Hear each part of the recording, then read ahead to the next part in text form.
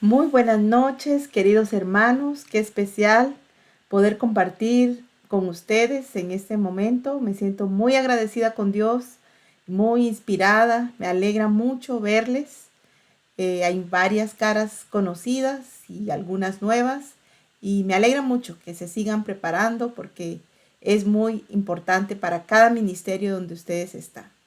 En esta noche vamos a hablar sobre la tercera persona de la Trinidad, el Espíritu Santo. Pero vamos a hablarlo de una manera panorámica, ya que hay un curso especialmente sobre el Espíritu Santo donde van a profundizar y van a aprender otras cosas. Pero sin duda la palabra hoy nos tiene un gran banquete. Acompáñenme en una oración para poder empezar este tiempo. Querido Padre Dios poderoso, te agradezco por esta oportunidad. Gracias por la vida que nos das.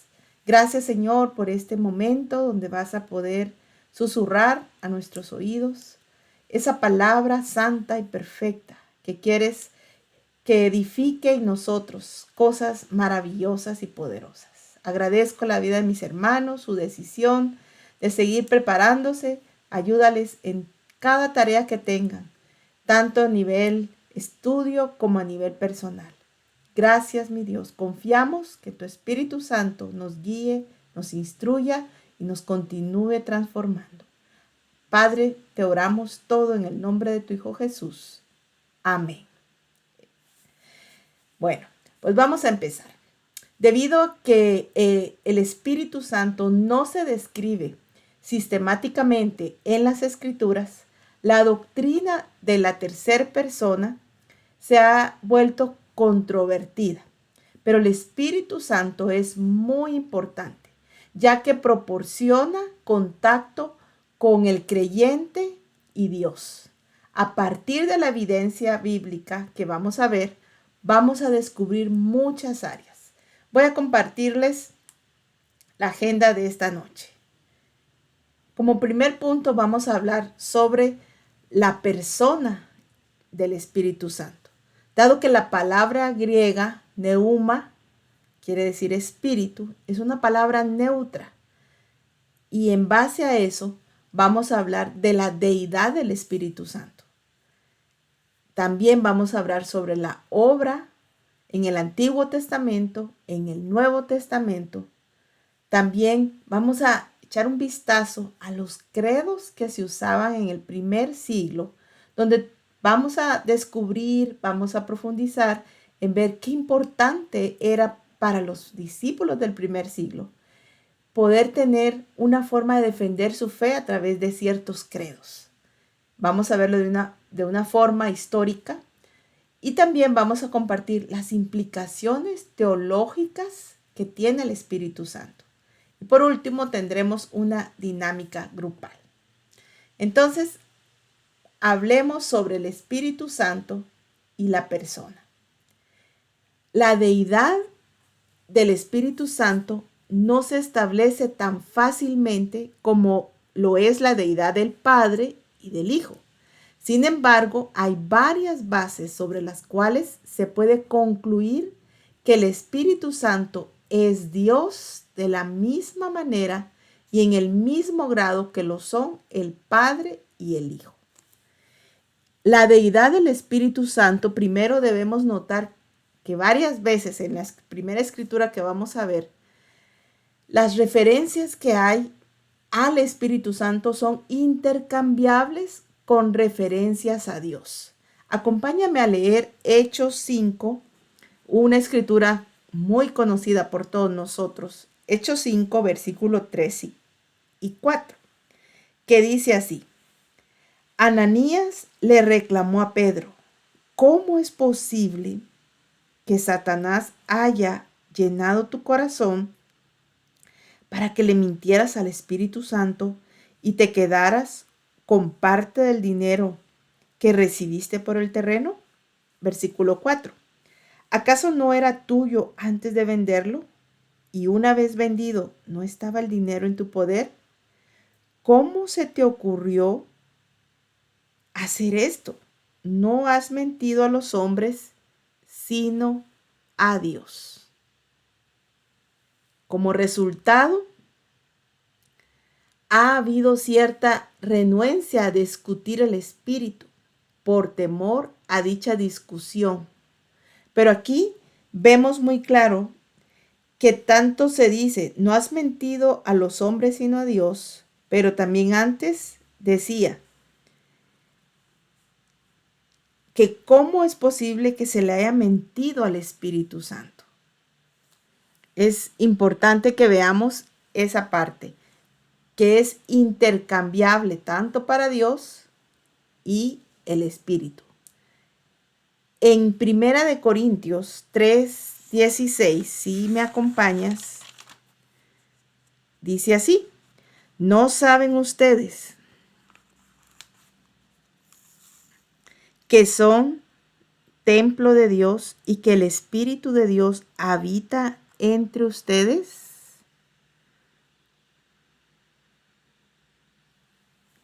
Este es otro pasaje. Espíritu Santo y Dios se usan indistintamente. Es una discusión de Pablo sobre el cuerpo del cristiano. Es importante que veamos que en estas dos escrituras, que se está hablando de Dios y del Espíritu Santo, se deben de ver de la misma manera. Plenamente Dios, plenamente el Hijo y plenamente el Espíritu Santo. También en 1 Corintios 2, versículo 10 dice: ahora bien, Dios nos ha revelado esto por medio de su Espíritu, pues el Espíritu lo examina todo, hasta las profundidades de Dios. El Espíritu Santo es Dios actuando en nuestra vida. Acompáñenme también a leer Juan 14, 16 y 17.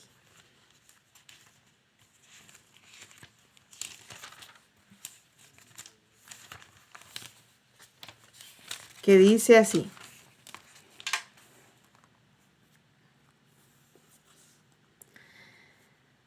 y yo le pediré al Padre que Él les dará otro consolador para que los acompañe siempre, el Espíritu de verdad, a quien el mundo no puede aceptar porque no lo ve ni lo conoce. Pero ustedes sí lo conocen porque vive con ustedes y estará con ustedes. Aquí podemos apreciar que es Jesús el que promete el Espíritu Santo.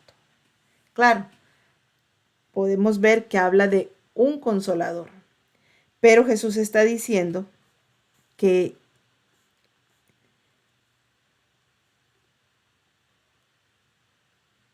es importante lo que va a pasar cuando Él no esté, que el Espíritu Santo va a venir porque hace un trabajo especial con cada uno de nosotros. Nos guía y nos ayuda a seguir transformándonos. Escuchemos lo que dice Romanos 15. Romanos 15, 19. Que dice así: mediante poderosas señales y milagros por el poder del Espíritu de Dios.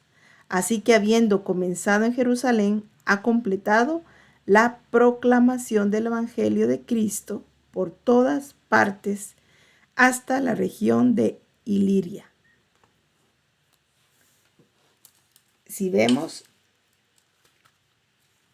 cada escritura nos ha confirmado el trabajo que hace y que el Espíritu Santo debemos de verlo como Dios mismo haciendo una obra planeada por el Padre y por el Hijo. Escucha lo que dice Juan 16:13.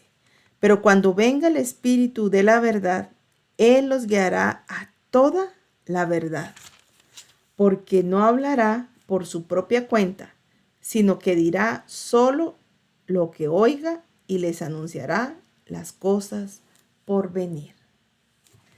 De esta manera podemos ver cómo se manifiesta y cómo en cada escritura que leímos, y hay otras escrituras que nos ayudan a reforzar esa tercera persona de la Trinidad.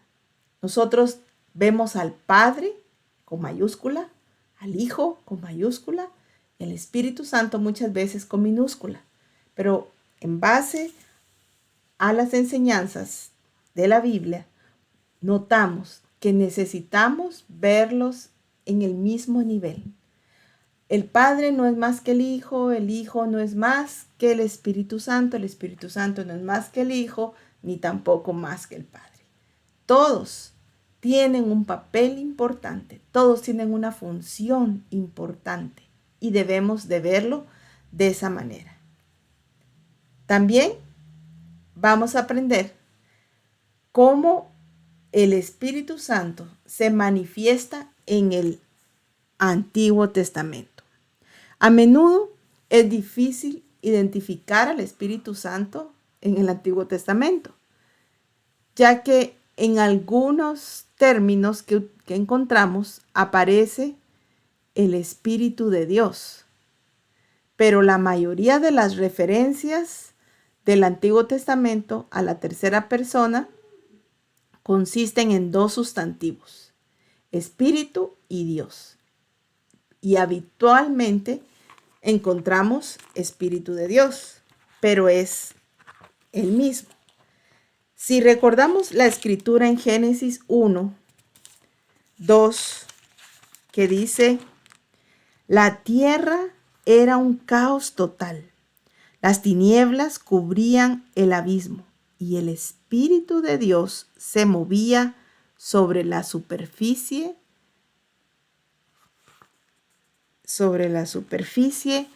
de las aguas.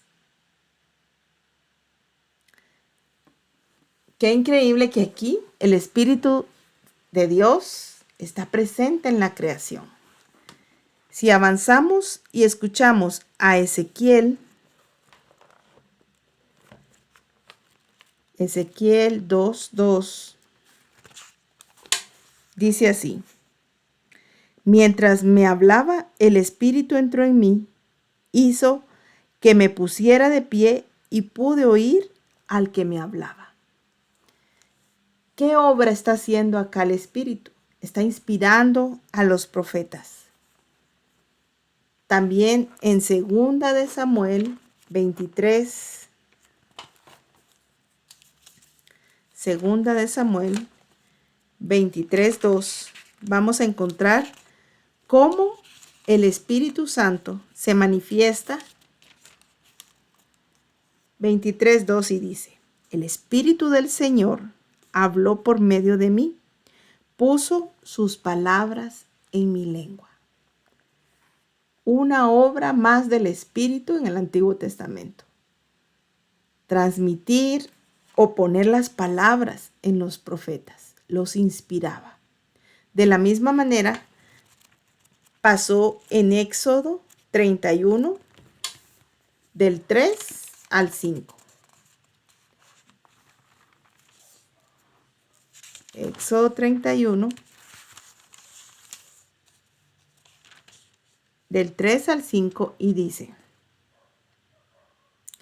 y yo he llenado del Espíritu de Dios, de sabiduría, de inteligencia y de capacidad creativa para hacer trabajos artísticos en oro, plata y bronce, para cortar y engastar piedras preciosas, para ser tallados en madera, para realizar toda clase de artesanía.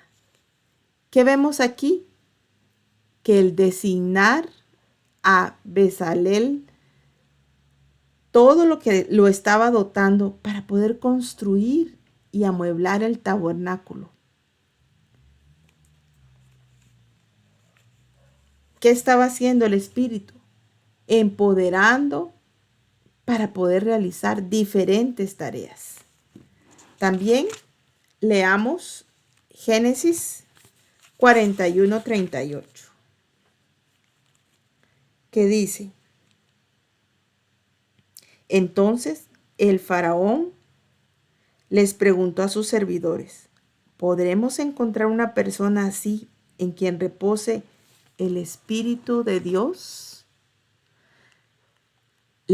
Recordemos qué pasaba aquí en Génesis. La administración también parece haber sido un don del Espíritu. El faraón aquí está haciendo esa pregunta: ¿podremos encontrar a alguien con ese Espíritu de Dios?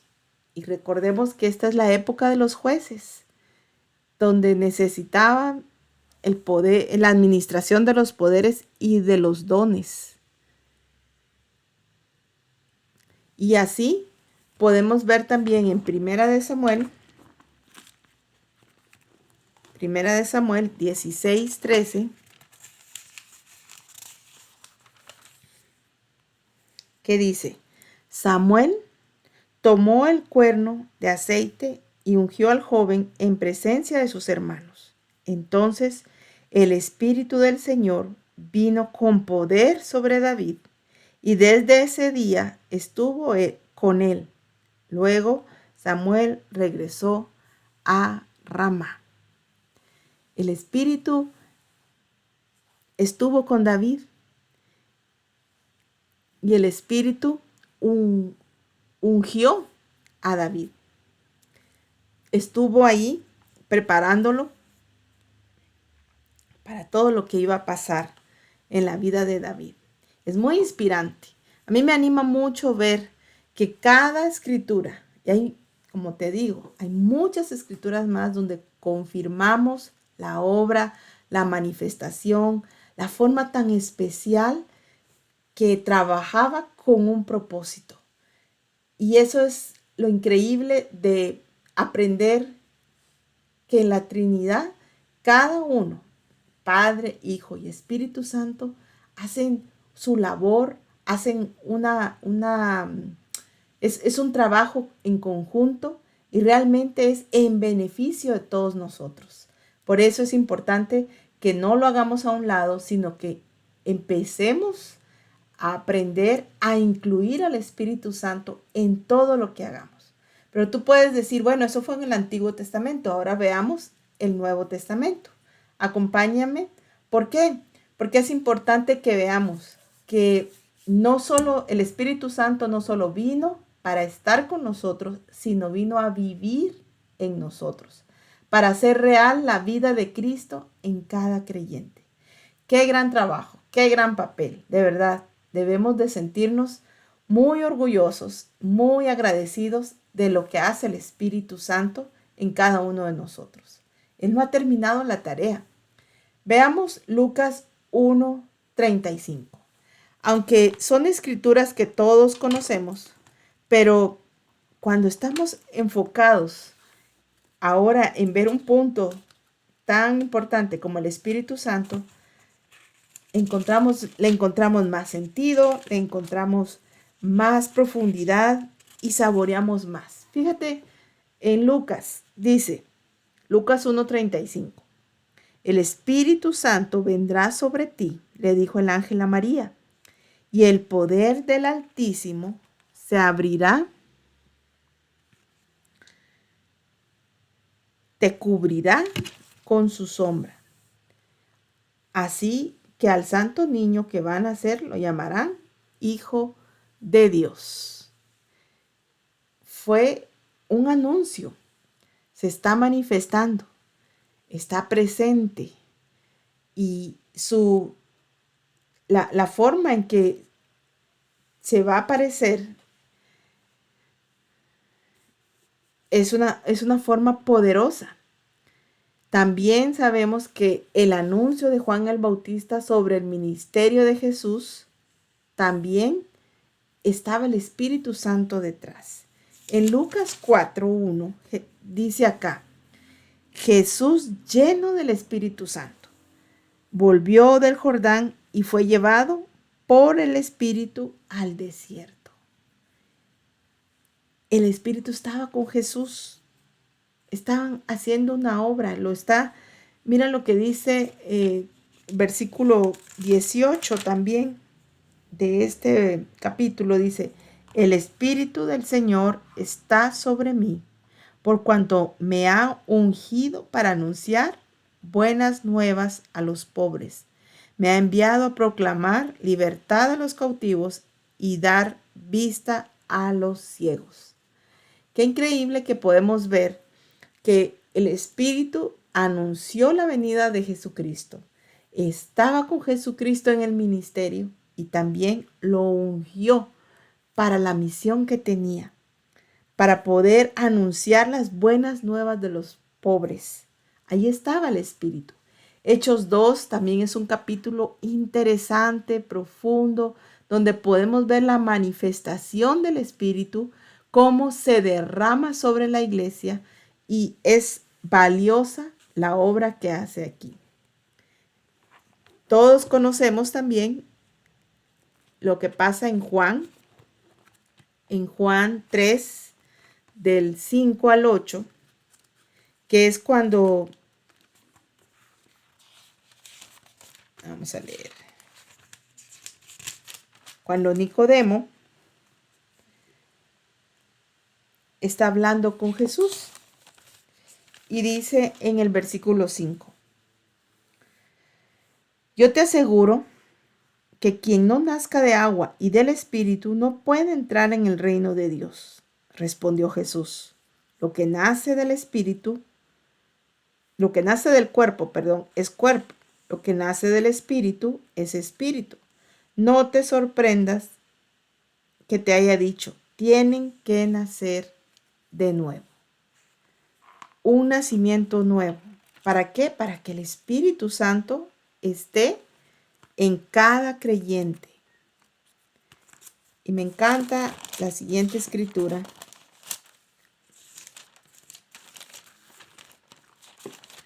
Porque nos ayuda a ver qué más hace el Espíritu Santo en nosotros, los creyentes.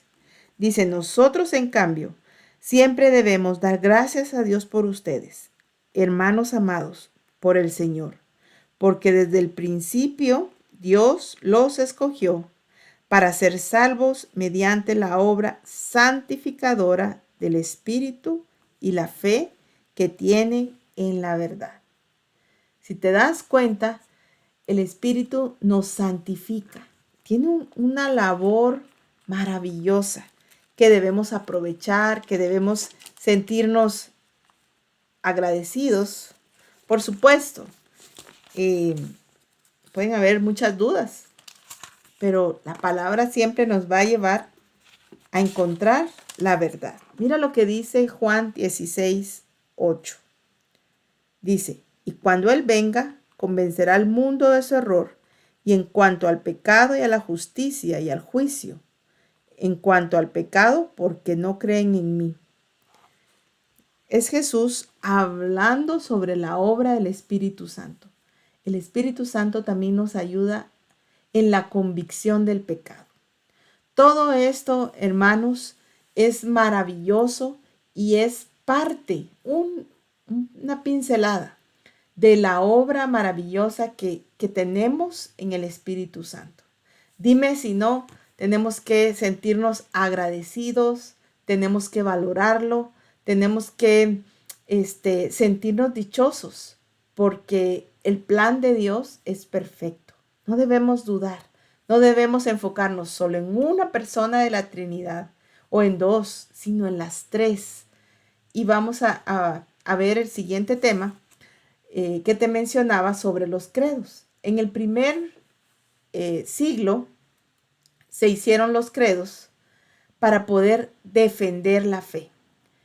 Siempre han habido herejías y habían personas, ¿verdad? Que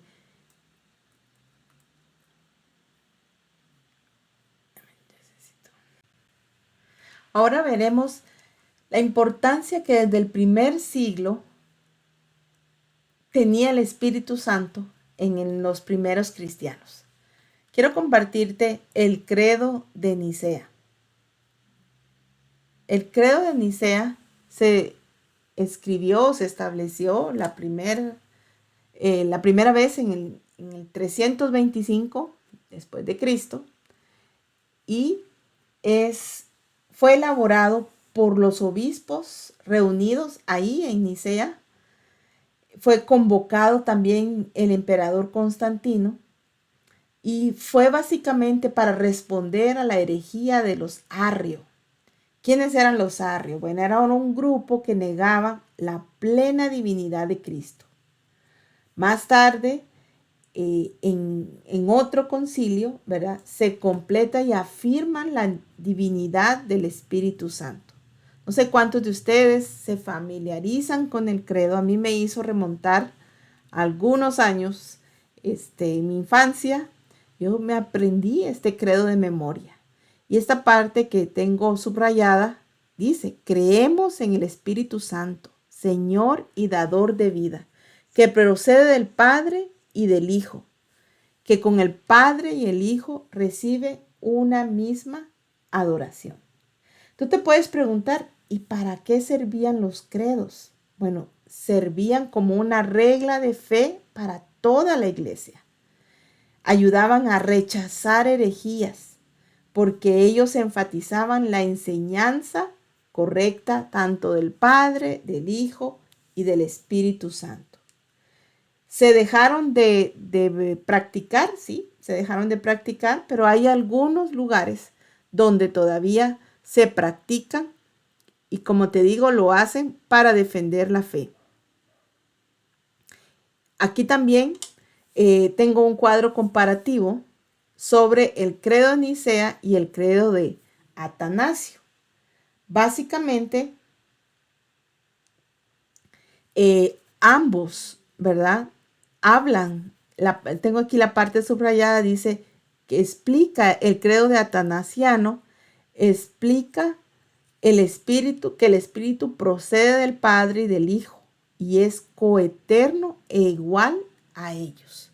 O sea, si te das cuenta, la primera enseñanza o las enseñanzas primarias del primer siglo, nunca había inferioridad uno del otro. Entonces, en base a eso, podemos ver que los credos se utilizaban para defender la fe verdadera.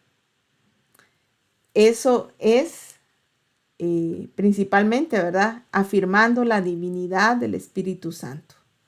Ya te compartí esa parte que está en color turquesa, ¿verdad?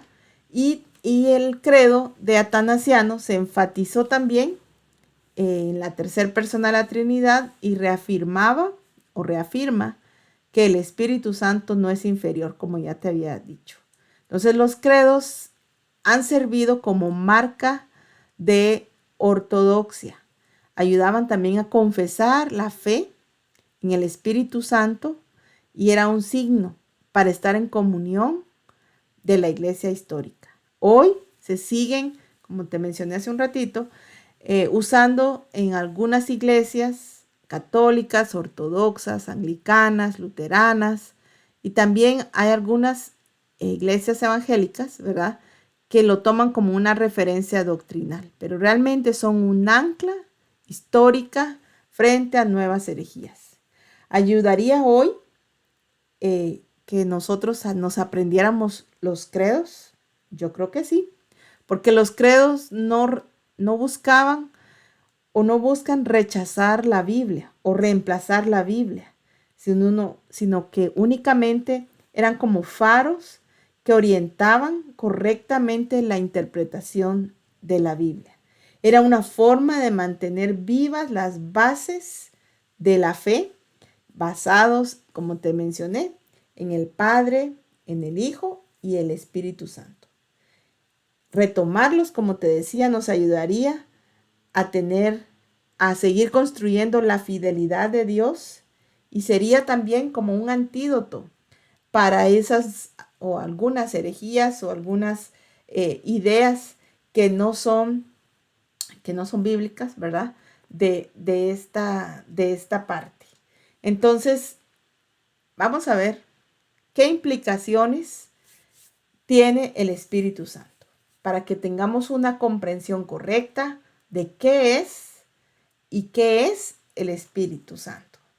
En primer lugar, vemos que es una persona, ya vimos, porque tiene el mismo nivel o el mismo poder de Dios y de Jesús.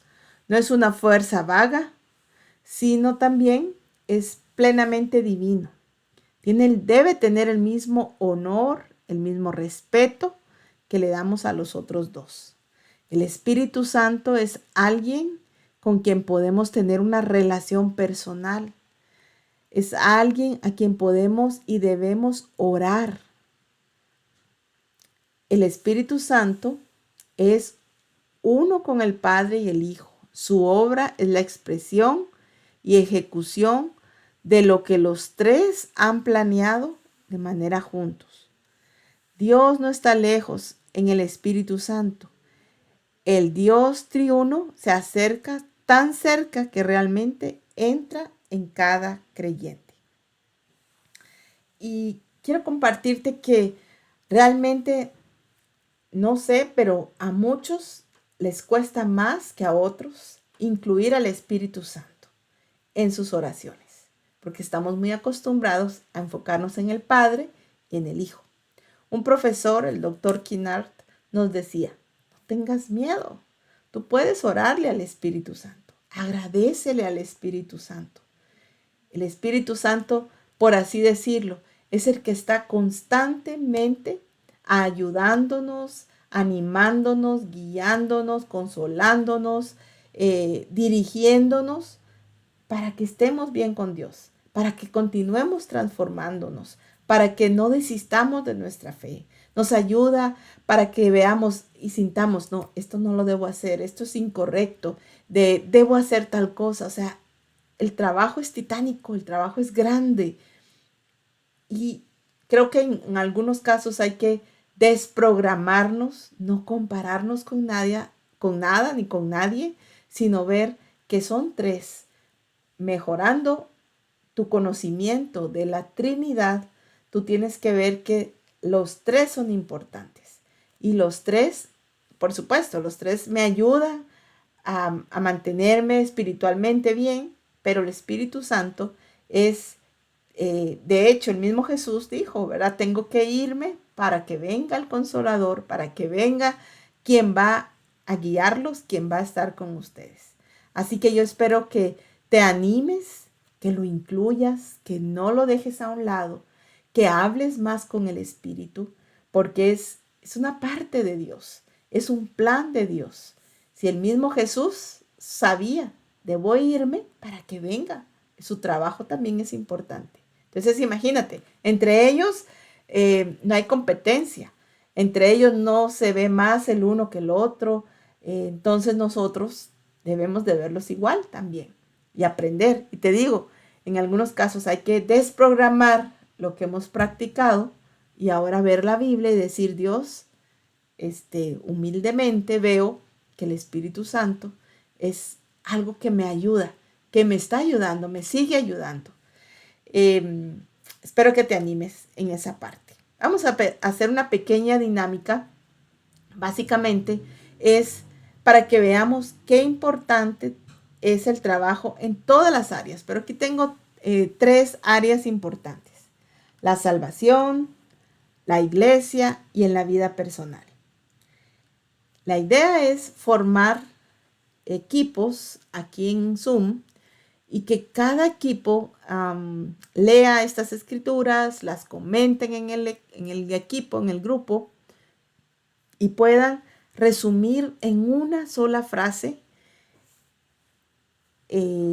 la obra o la labor que hace el Espíritu Santo.